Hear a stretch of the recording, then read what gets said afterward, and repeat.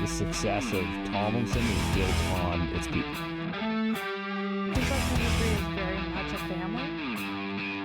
Smoother, better, it's more client friendly, it's easier, more productive. Like, I think just people hear the name Tomlinson, they know what has gotten around of what kind of a company we are, what we offer. If you look around the city, the name Tomlinson, it's a kind of a testament to that. Hello and welcome to Red Army Radio, where we bring you educational content, promote industry innovation, and feature key employees of Tomlinson Group of Companies. I'm Frances Brizzo. No, Megan. I'm Megan Tomlinson, and I'm stepping in as host today for our special Women in Construction episode with guest Graziela Girardi, Vice President of Tomlinson Infrastructure. Welcome, Gigi. It's great to have you here. How's your day going? Thank you. I'm excited to be here. Happy that's not Francis. It's Megan. So flattering. day is going really good. Okay, let's start from the beginning.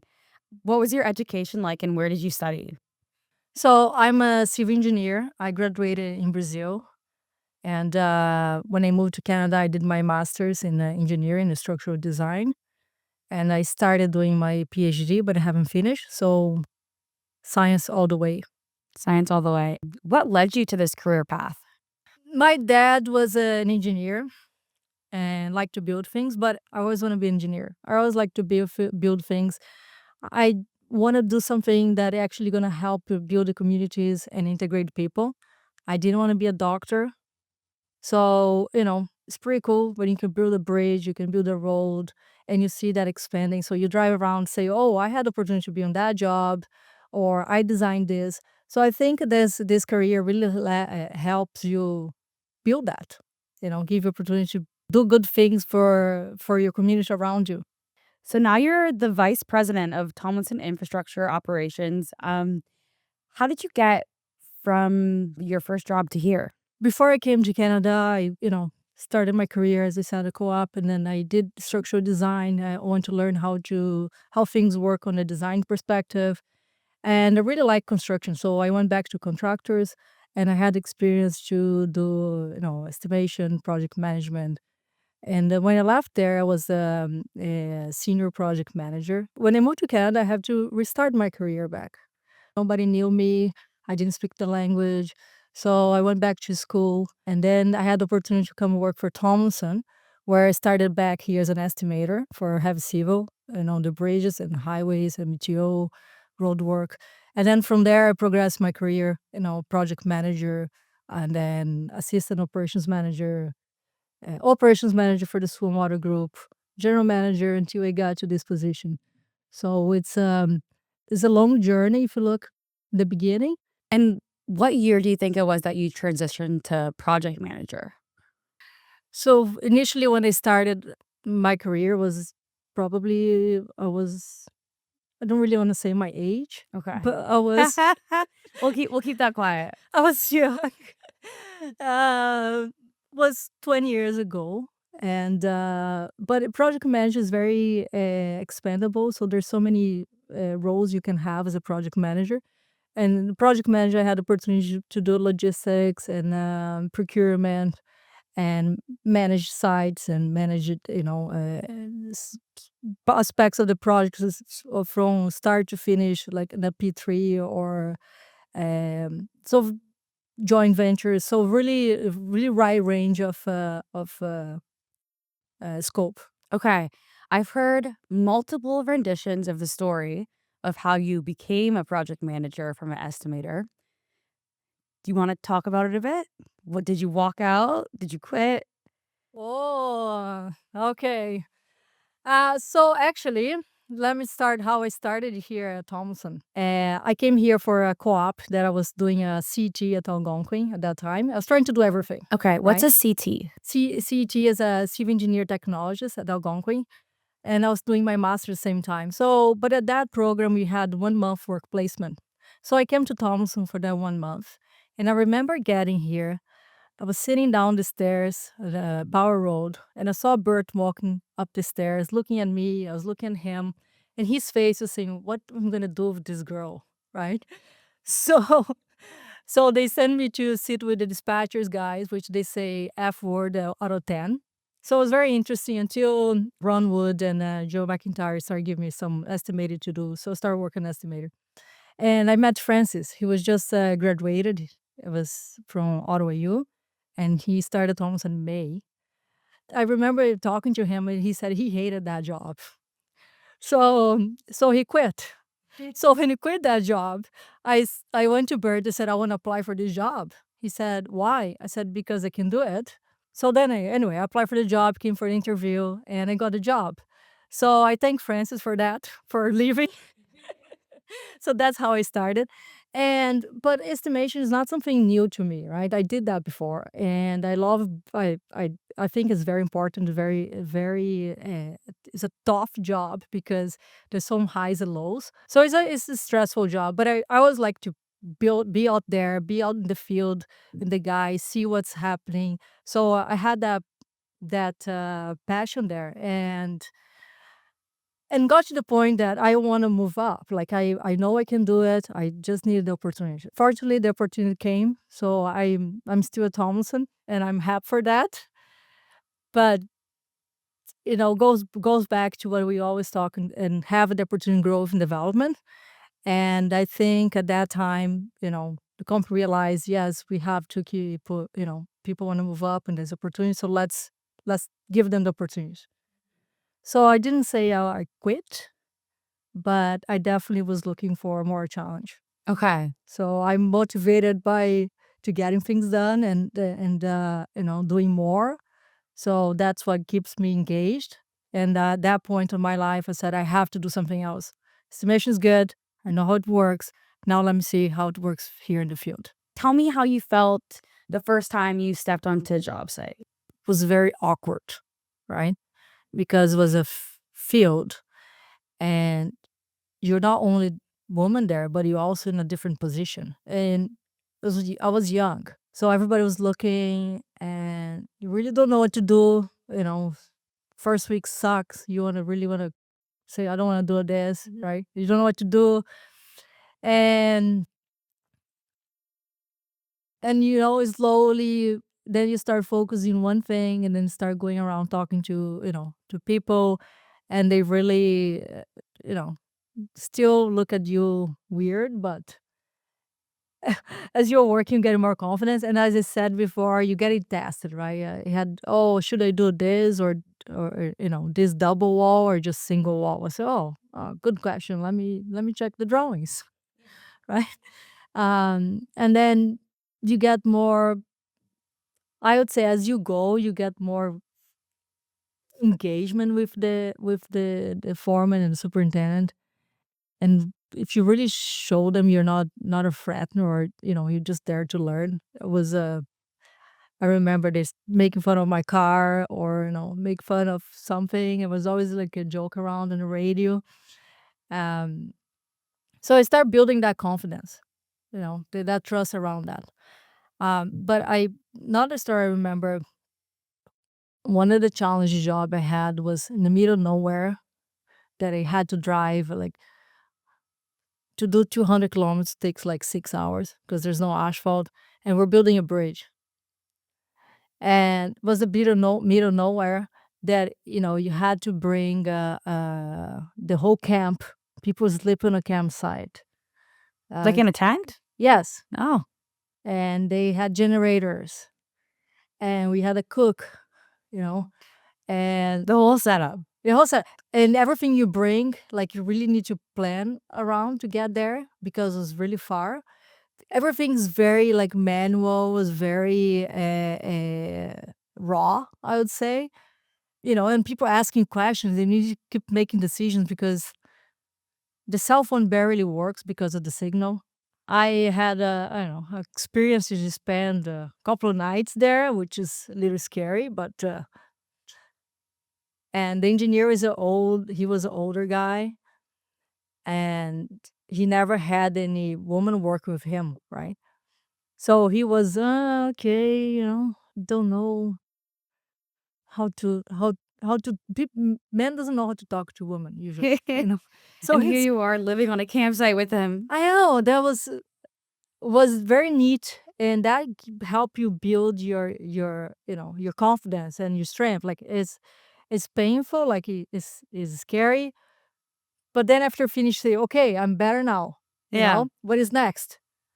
So I lived this experience. Where was it? That was it. Was in Brazil. Okay. So I did a lot of jobs like that I drove, and there's no asphalt. It was middle of the raining season, beginning of January. So I get stuck. I just had a rope in my car, and I waited for the whatever truck driver to pass by and pull my car out of the ditch, or stuck in a big pothole. I had to learn how to change the tires because the asphalt was not good. So driving inspector had a tire that blew, and you know she just looked at me and said, "No, it's okay. I'll change the tire." Change the tire. You continue. I learned how to change the tire in the garage, right?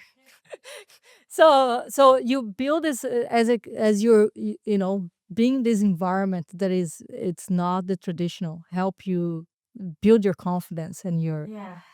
not only your knowledge, but how to talk to people. You have to talk to strangers. You have to uh, rely on the people around you to get things done.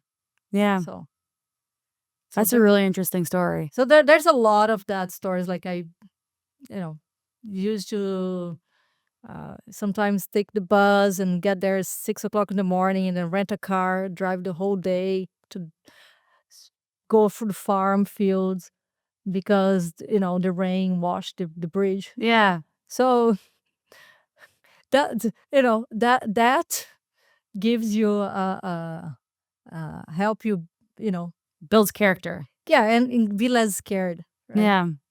Because I would say one of the other buyers is people are scared, scared of this industry, scared of job sites, big machines. So they're scared. And I would say you have to put yourself out of your comfort zone. Because that's the only place you grow. Yeah. So one of the tips I would say it's don't be afraid. Put yourself out of your comfort zone. Do things that usually don't know how to do it. Because that's how we're going to learn and grow. Give an example. I don't golf. And 1 year here, I went golfing, 4 times. And I remember at that time, Adam comes to me, oh, you like to go to this golf with these developers. Sure. Right. I never touched a golf club in my whole life. But I was there. I look professional, outfit wise. And people around me just help me golf. I still very, very bad, but I go because it's very nice. It's opportunity to know people. And it's not just about, the golf skills. It's more than that. It's the networking. It's the networking. So put yourself out there. Don't be scared. You're not going to be perfect, but slowly you just learn. You're learning. You learn new skills. I don't think I'm ever going to be good at golfing, but I'm still going to continue. I'm going to try. I won't put you on my golf team this year then. Wow. No. When you build a team, you have the strength of the team that makes the different people in the team that makes the strength of the team. Exactly. Right? So I don't need to know all the skills. I need to make sure my team, with the team, we have that strength to get things done. That's one of my, my approach is who is the best person to do that job? I want them in my team. I know my strength, I know my weakness. And I know with the team we have, we're able to overcome everything. Because within the team, you can build that. You should be able to close any gaps you have. You don't have to be the best and know everything all the time. No, just make sure you're surrounded by people that shares the same values as you, and have different skills than you. Yeah. And you don't want to have the same people as you. Like, No, there's no point in that. no. So your team needs to be a diverse team that you can, you're going to capitalize in everybody's strength and complement the weakness. I don't bake. I don't know how to bake a cake, but I was very good in build and mix design on a job site. So we are doing this convention center, and I got there, pouring concrete, and this lump was really low. And I'm looking the superintendent and say, "What's happening here?" Oh, I added water. It was too hard for the guys to work. And the mix design all based on like buckets. You put 3 bucks of sand, 3 bucks of aggregates, 1 bucket of cement, and add water. Designed by a consult engineer. And so I go take this lump, and this is, you know, look at that, say, this is water, that's not going to reach the strength. I had a big argument, and the superintendent was pissed off, and I told him, go leave. But it was like 4:30 p.m. We still had a long stuff to pour. So I look at the guys, I say, well, I'll pay extra so everybody stays until we finish the pour. So I had to adjust the mix design there, and I had to convince the guys to stay, right? Because now I was not there all the time. Their boss just left, mad, and here I am trying to get this done. Yeah. So, some guys left, some stay, and then they stay. We got the work done. And then later I just call him, say, hey, old man, just come, let's go for dinner, and rush out. It's nothing personal. It's all about the quality of the product we're giving. It's not something you can just go back and redo it. Yeah. How have things changed since when you were first stepping into the field as a project manager to today? I would say it hasn't changed much, but I think now the the construction world is more receptive for not only women, but anyone you can want to get in the industry. I see there's more incentive to do that. It is a very limited area for women because I would say it starts at home, right? Um, Women, usually tends to get the princess castle, the Barbies. I love Barbies. But there was also the point that, that incentive that you can go and do it. So naturally, as when you're growing up, I think that it starts right there. Like, it's the same way that you're in a racing car. If you don't have that support from home, it's very hard for you to get there. Exactly. Correct? So the same thing. So it starts there that, we actually, nothing is limited and you can go and do it. And then it's, taking your time and build your confidence that it's not just you're the only woman around there, but you can do it. You're not different.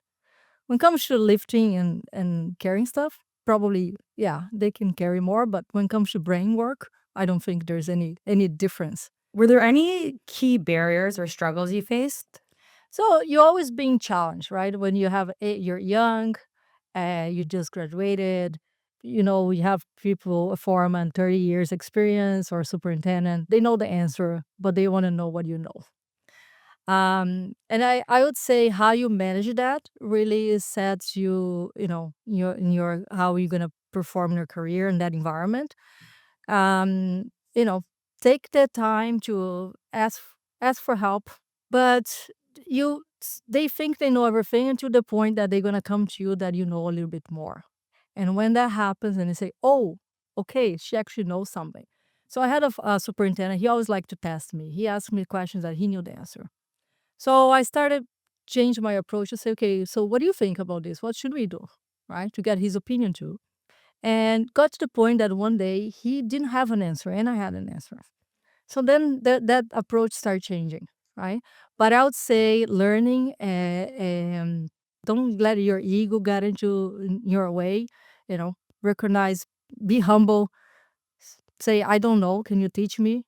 I think that it's a, Good skill. don't be afraid, right? Not everybody knows everything. And you don't need to, be the smartest person in the room all the time. So, learn the environment, learn how things operate, and then trying to fit in that environment that you can build the trust and the relationship. And so I never had any issues. I had some like discussions and I had even fights, but at the end of the day, get back together, let's get together and solve the issues and move forward. Speaking of jobs and projects, What is one of your favorite ones that you've done around the city of Ottawa? City of Ottawa, I did one. I had the opportunity to work on Highway 417. Was two new bridges. We demolished, built two new bridges. Was a 25 kilometers of highway rehabilitation, big box culvert. So it was very complex project with a lot of night shifts, a lot of different trades. We had, shore and piling, we had paving, we had swim water, grading. So we have all the scopes that actually we do. So it was nice to see the dynamic and the complexity of working different scopes, uh, working different times, with all the weather and constraints with labor and working with different lot of subcontractors. So that was a very complete project that really helped me, I would say, understand how things work here in Canada. It's the same. It's just you got to know, the players in the field. So I think that job was a good complex project that brought everything together in one shot, like in a very intensive pace. How long was the project? The project was 3 years. Oh, wow. And when I got to that job, the job was delayed in the schedule. We're not 100% on budget. So it was nice to see that we could turn that around and be successful at the end. It's really a testament to the drive of our team. It's 100% the drive, get the job done at the highest standard. The team was there, was a forward, nobody ever said no. And that's something that I really appreciate here and enjoy, that every time you call someone and say you're from Tomlinson, people will just pick up the phone and help you. Like I did a very small, complex cover job on a Highway 34, and was my, I don't know, second week as a project manager there. And I remember I needed a shovel with a vibro. And I call one of our suppliers and I say, you don't know me, but I work for Tomlinson. I really need your shovel. He said, I have a customer on Monday. I said, I promise I'll bring you back. I don't know him until today, but I talked to him on the phone.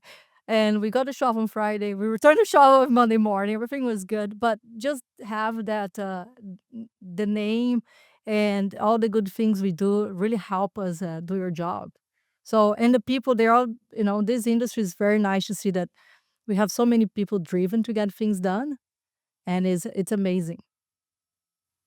Also very proud to do their job. They're very proud to do their job. You give them a challenge, we gotta get it done. Like the best thing is challenge. You say, if you say it's impossible, we'll say no, it's not impossible. We'll get it done. Are there any unique challenges you think women in the construction field face? Yeah, I'll say the bias and the stereotype that woman is less capable of a man, or because it's a man environment industry that woman is not ready for that. So you face that, and this is all how you approach, right? How you learn how to navigate through that. So we do have, I would say, we have to do twice the work. Is more effort until you can keep moving forward and break through and get the trust that women can do it. Do you find that trust comes by easier now as we have progressed through time, or? Yeah, I would say you see way more movements in women, not in construction and the trades, actually in the field. We have, we had some operators who were women. We have some actually women working as a labor. So more you see, I see more the acceptance and around, and more people getting, not scared to get into the industry, right? Because it can be intimidating.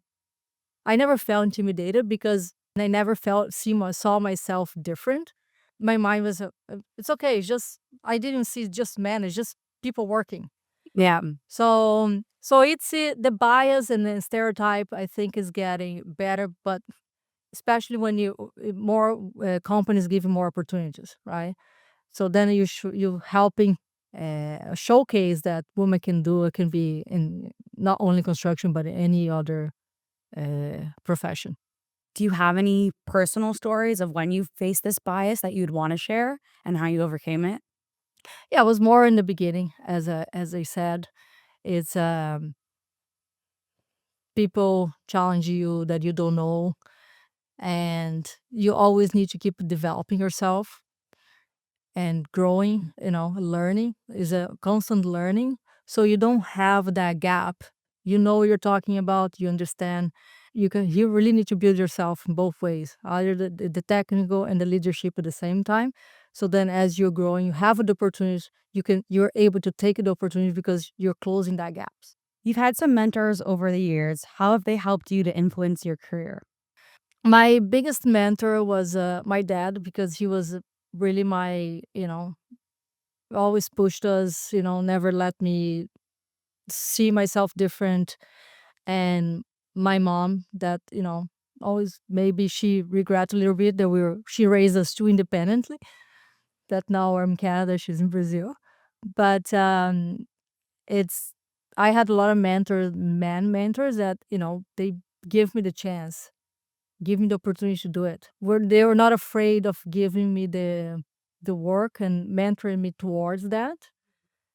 I would say that every single position I did, every company I worked, I looked up for people, and I always take away when either if in a meeting or having a one-on-one conversation. So you're always learning and being indirectly mentored by that person. So every single position I had my managers, I always, okay, what I'm taking from here, the good and the bad. So the good, okay, this is what I can apply. The bad is an example. What should I not do it? Okay. So my older managers, previous managers, so I say they were my mentors, right? They were the ones guiding me and uh, help me understand the industry and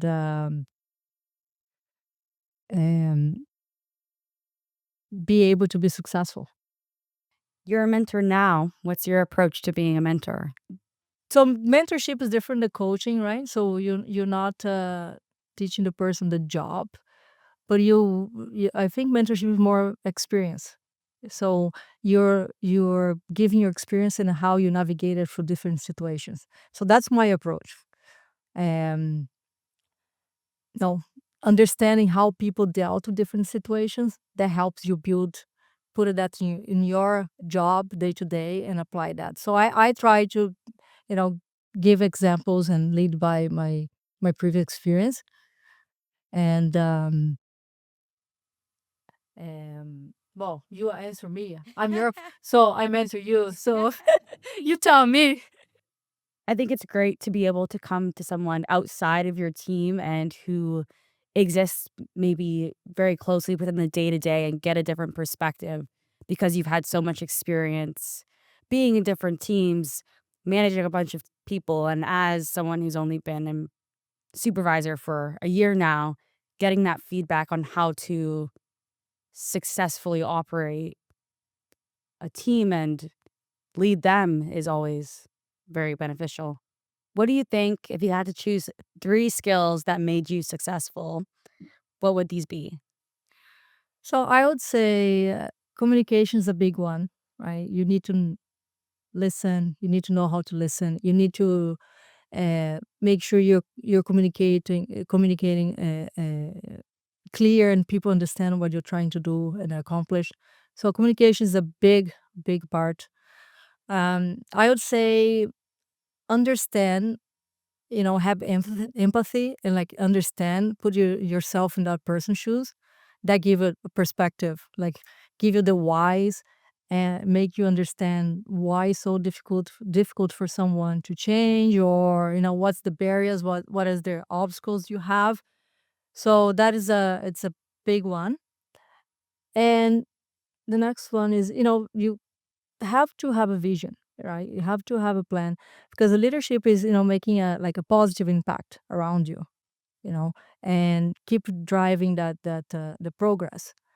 So having the bigger picture, I would say, helps you um, in your career, helps you as a leader to guide your team. and make you a positive impact around you. So I usually say you don't have to have a title to be a leader. You can be a leader in your home and along your friends. So it's just your approach.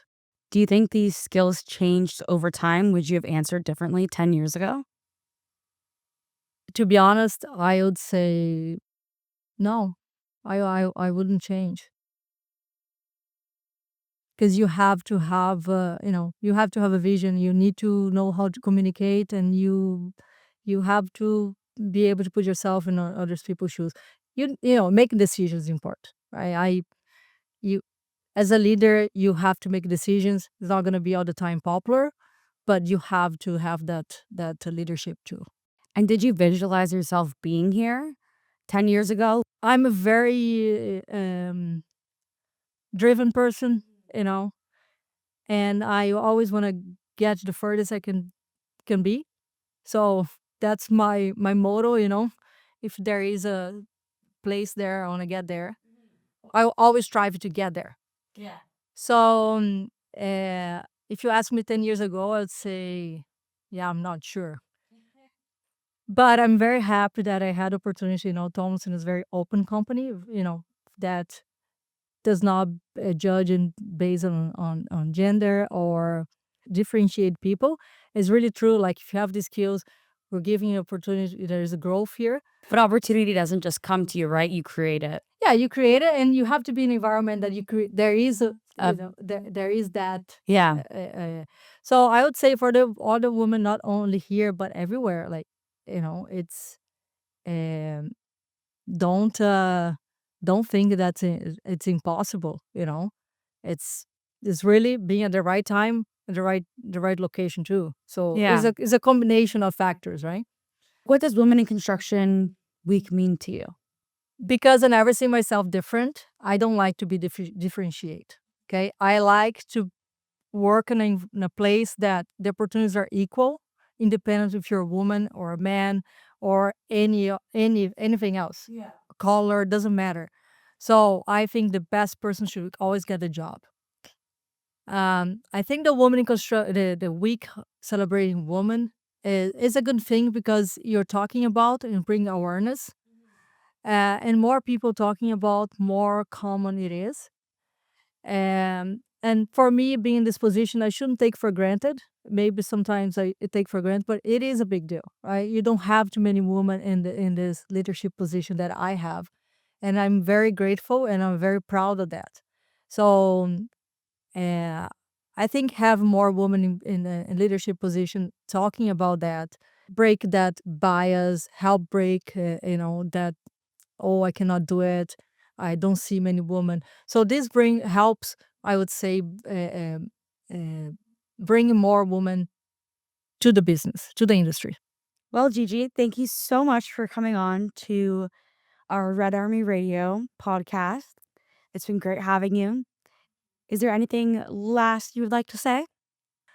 Last thing I'd like to say is, I'm very happy to be here, and take this opportunity to talk a little bit about myself and my career.